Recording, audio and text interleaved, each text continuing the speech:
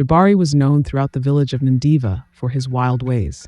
His mother, Adana, often tried to steer him onto a better path, but Jabari loved his late nights and drinks. The village elders and other relatives warned him that his lifestyle would lead to ruin, yet he laughed off their warnings. Though Adana loved her son dearly, Jabari's behavior caused her much pain. Every night she worried he might not come back home, and every morning she hoped for change. But Jabari's heart was lost to the ways of the night, blinded by his desires. One fateful night, Jabari stumbled home, more drunk than ever before. He hardly knew where he was or what he was doing. In his dazed mind, he thought he was back in the village bar, calling out for company. He mistook his mother, who had come to check on him, for a stranger. In his drunken haze, Jabari committed a terrible mistake. The weight of his actions would haunt him for a lifetime. As the morning light crept into the room, Jabari awoke, his head pounding with the memory of his reckless night. Slowly, the reality of what he had done settled in, filling him with horror. Adana lay in quiet grief, overwhelmed by shame. She could not look at her son, and Jabari could not bear to face her. Their family's darkest secret was now a haunting shadow. Days turned into weeks, but word of the shameful act soon spread throughout Ndiva. The villagers were horrified and disgusted by what they heard. In every corner, people whispered about the terrible deed, and the once respected Adana was now looked upon with pity and judgment. Jabari could feel the weight of his shame wherever he went. His actions had stained not only his life but his mother's, and he could not escape it. And now the shame of the family seemed unbearable. Jabari's guilt only grew heavier. The elders of Ndiva gathered to discuss the grave offense committed by Jabari. After days of deliberation, they decided he could no longer live among them. They exiled him to the forbidden forest, where spirits roamed and only the strongest survived. Jabari, without a home and family, felt the full weight of his sins as he stepped into the darkness of the evil forest. The forest was silent and cold, filled with shadows that seemed to watch Jabari. Each day was a battle to survive. The nights were even worse, haunted by strange sounds and eerie lights. Jabari was filled with loneliness, fear, and regret. He missed his mother deeply, feeling the loss of her warmth and love more than ever. As days turned into weeks, Jabari could not escape the nightmares. Each night, he saw his mother's face, full of sorrow, and heard the whispers of the villagers condemning him. He began to realize the depth of his mistakes. This place of shadows mirrored the darkness that had taken over his heart. One cold, moonless night, Jabari encountered the spirits of the forest. They surrounded him, their ghostly voices reminding him of every sin he had ever committed. He trembled, realizing he was powerless in their presence. The spirits demanded he seek forgiveness, not just from the gods, but from his own soul. Jabari fell to his knees in the damp soil of the forest. With tears streaming down his face, he prayed to the gods and to his ancestors, begging for a chance to make things right. In that moment, Jabari's heart softened, and he vowed to change if the gods would show him mercy. The spirits spoke to him in whispers, warning him that redemption would not come easily. He would face trials beyond what he could imagine. Only if he endured these trials would he be forgiven. Jabari listened with a solemn heart, knowing he deserved every trial that lay ahead. The first of the trials was hunger. For days, Jabari could not find food, and his body grew weak. His once strong frame became frail, but he continued to pray for strength, determined to survive. In the stillness, he learned patience, and the voice of the forest began to feel like a companion rather than an enemy. Jabari's second trial was a test of courage. He faced wild animals, fierce storms, and the haunting presence of spirits. Yet he held on to his newfound faith, believing that every challenge was part of his path to forgiveness. In facing these dangers, Jabari learned bravery and resilience. The forest tested Jabari's heart by leaving him in solitude for long stretches. The silence was almost unbearable, yet in that silence, Jabari began to understand himself. He thought of his mother, of her love, and of the people he had hurt. With each passing day, his heart softened further, and he longed to atone for his mistakes. After many months, the spirits gifted him a small stream of fresh water, allowing him to drink and renew his strength. Jabari took it as a sign of acceptance, a small step toward forgiveness. He thanked the spirits, grateful for each moment that kept him alive. One night, Jabari had a dream. In the dream, he saw the village of Ndiva suffering under a great drought. The crops were wilting, and the villagers looked desperate and hungry. His heart filled with sorrow for them. When he awoke, he knew his purpose. He would return to Ndiva to help if the gods allowed. The spirits of his ancestors appeared to Jabari, revealing his true destiny. They told him he had been chosen to act as their messenger and help his people. This was his chance to redeem himself. Jabari promised to serve his village, grateful for the chance to make things right. With the spirit's blessing, Jabari began his journey back to Ndiva. Each step was filled with hope and fear, but he held tightly to his purpose. He wanted to make things right, not just for his people, but also for his mother. He knew that his path would not be easy, but he was ready to face any hardship that came. When he returned, Jabari found the village in despair. The land was dry, and the river had stopped flowing.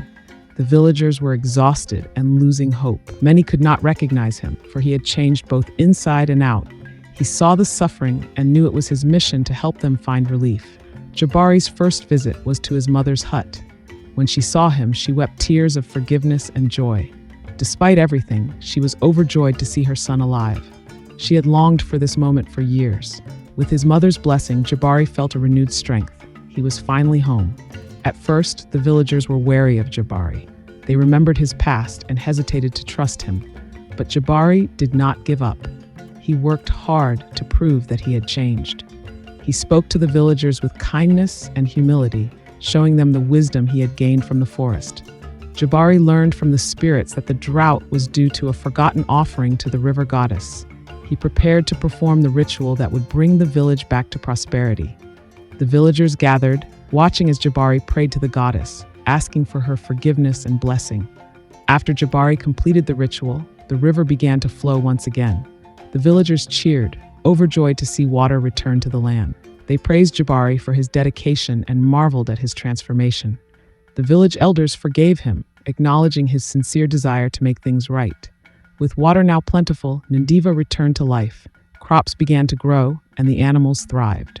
The people were full of hope once more, and the village was a place of joy and laughter. Jabari felt a deep peace, knowing that he had fulfilled his promise to his people. As Jabari continued to help the villagers, he slowly mended the relationships he had broken. He spent time with each family, sharing his story and listening to their own struggles. The villagers began to respect him not only for his wisdom, but for his humility and kindness. Through hard work and dedication, Jabari gained the trust of everyone. He became a symbol of hope, showing that even the greatest mistakes can be forgiven. The villagers saw in him a man reborn, someone who had faced his darkness and come out stronger. Jabari began to share the wisdom he had gained from the forest. He taught the villagers about resilience, patience, and the importance of community. They listened intently, grateful for his insights. With his guidance, the people of Ndiva became stronger and more united. Jabari often spoke to the children about the power of forgiveness. He wanted them to understand that everyone makes mistakes, but with a pure heart, even the worst mistakes can be redeemed. The children adored him, looking up to him as a wise elder. As the years passed, Jabari became a beloved figure in Ndiva. His life was now one of service and humility, dedicated to the well-being of his people. The village, once shamed by his actions, now looked up to him with respect and pride. In honor of the returned river, the villagers decided to hold a festival each year to celebrate the blessing of water. They called it the Festival of New Waters, and Jabari was the guest of honor. On this special day, everyone dressed in vibrant clothes, danced, and shared meals along the riverside. Jabari stood at the center of the gathering, reflecting on how far he had come. The river, now full and flowing, was a reminder of his journey and the forgiveness he had found. It was also a symbol of hope for the villagers, who cherished every drop. One quiet afternoon, a stranger arrived in Ndiva. He was an old man, hunched with age, carrying a staff adorned with carvings of ancient symbols. Jabari welcomed him and offered him a place to rest, sensing that this man had a story to share. The old man revealed himself as Duma, a wise wanderer who traveled from village to village, sharing wisdom and tales of old. Jabari was fascinated, seeing in Duma a reflection of his own journey.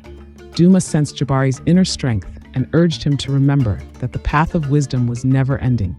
During his stay, Duma shared ancient stories with the villagers, tales of bravery, kindness, and forgiveness. Jabari listened closely, knowing these stories held the power to change hearts. He noticed the children were especially captivated by the tales, which encouraged them to live with love and honesty. Jabari decided to keep these stories alive, realizing they could guide future generations. Duma's visit reminded him of the importance of sharing wisdom so that the lessons of the past would not be forgotten. Remembering the debt he owed the river goddess, Jabari decided to give her a gift each season. He wove delicate baskets from river reeds, filling them with fruits, flowers, and grains, which he placed by the river's edge. The villagers joined him, expressing their gratitude for the water that sustained them. This ritual became a cherished tradition in Ndiva as the villagers learned to honor the land and all it provided. They saw this as a way to thank the gods, ensuring peace and prosperity for the village. One day, a young boy named Kato approached Jabari, eager to learn about the forest and the spirits. Kato reminded Jabari of himself at a young age, curious yet naive. Jabari saw potential in the boy and agreed to teach him, hoping that Kato would learn to walk a wiser path. As Jabari shared his knowledge, he also shared the cautionary tale of his own life. Kato listened with wide eyes, learning the importance of choices, patience, and respect for the unseen forces of the world. Jabari took Kato into the forest, showing him the plants, animals, and the spirits that roamed. He taught Kato to listen to the wind and understand the language of the trees. Kato was an eager learner, and soon he could sense the presence of the spirits. Jabari felt proud, knowing that Kato would carry on his legacy. The forest became a classroom for the young boy, teaching him to respect life and honor the wisdom of nature. Not all villagers had forgiven Jabari's past, and some still looked at him with wary eyes. One evening, an elder named Zuri approached him. Zuri was a man who had once been a close friend but had distanced himself after Jabari's downfall. Zuri finally opened up, sharing his hurt and disappointment. Jabari listened, apologizing sincerely for the pain he had caused. In that moment, the old friends embraced, healing the rift between them. It was a reminder that forgiveness was a journey, not just a moment. One night, Jabari had a dream in which the spirits of his ancestors called him to the sacred mountain overlooking Ndiva. He awoke with a sense of purpose and decided to make the journey, seeking guidance for the future. Climbing the mountain, he felt the weight of his responsibilities. When he reached the top, he knelt and prayed, asking for wisdom to guide his people. A gentle breeze stirred around him, and he felt the comforting presence of his forefathers, assuring him he was on the right path. As Jabari descended the mountain, he saw a mighty eagle soaring above. The eagle circled him 3 times before flying off toward the village. Jabari took this as a powerful sign, a reminder of his role as the protector of Ndiva. When he returned, he shared the vision with the villagers, who believed it to be a blessing from the gods. They now saw Jabari as their spiritual leader, a man chosen by the gods to keep their village safe. Jabari was invited to join the village council, where important matters were discussed. The elders valued his insights, knowing his experiences had given him a unique perspective. Jabari took his role seriously, listening carefully and speaking only when needed. In council meetings, he often emphasized forgiveness and unity, guiding the villagers to find common ground in times of conflict. His words helped bring peace and understanding, strengthening the bonds of the community. Under Jabari's guidance, Ndiva entered a time of great prosperity. The crops flourished and the rivers were bountiful. The villagers worked together, building stronger homes and sharing in each other's joy and hardships. Jabari walked through the village each day, greeting everyone with warmth. His presence filled the villagers with confidence, and they knew that with Jabari as their leader, they were blessed. To honor the forest spirits who had guided him, Jabari held a storytelling night by the riverside. He gathered everyone, young and old, to share his experiences and the lessons he had learned. He spoke of the spirits who had shown him mercy and led him to redemption. The villagers listened with awe, seeing Jabari's story as a reminder of the power of second chances. The children especially admired Jabari and vowed to live good lives to honor the spirits. One evening, the villagers held a dance in honor of Jabari and his contribution to Ndiva. The drums beat rhythmically and people danced under the stars. Jabari joined them, feeling humbled and grateful. As he danced, he realized how much he had been given: love, forgiveness, and purpose. He danced with his mother, Adana, feeling blessed to have been granted a second chance to make her proud. News of Ndiva's prosperity spread to neighboring villages, and soon, leaders from other villages came to seek Jabari's wisdom. They asked him how he had turned his life around and brought blessings to his people. Jabari welcomed them and shared his story, encouraging them to seek harmony and unity in their own villages. His words inspired many, and he became known as a wise man throughout the land. Kato, Jabari's young student, was eager to learn all he could. But one day he grew impatient, wanting to rush through the lessons. Jabari noticed this and took Kato aside, reminding him of the importance of patience. "Every great lesson comes with time," Jabari told him. Kato nodded, understanding that wisdom was not something to be rushed, but something that grew slowly, like a tree. One day, a conflict arose between two families in Ndiva. Jabari intervened, speaking to each side with kindness and understanding. He reminded them of the importance of unity and how division would only harm the village. The families eventually reconciled, and the village grew even stronger, bound by their shared respect and loyalty. Jabari's words had become the foundation upon which the villagers built their lives. During one dry season, the river's flow slowed and the villagers feared a drought. Remembering his journey of redemption, Jabari led the villagers in an offering to the river goddess. They prepared fruits, grains, and flowers, hoping the goddess would hear their prayers. The next morning, the river was full again, its waters sparkling under the sun. The villagers rejoiced, grateful for the goddess's blessing and for Jabari's guidance. Jabari grew older, and he knew he would not always be there to guide the village. He began preparing Kato to take his place, teaching him all he had learned from the forest and the spirits. Kato was honored, vowing to carry on Jabari's teachings and protect Ndiva.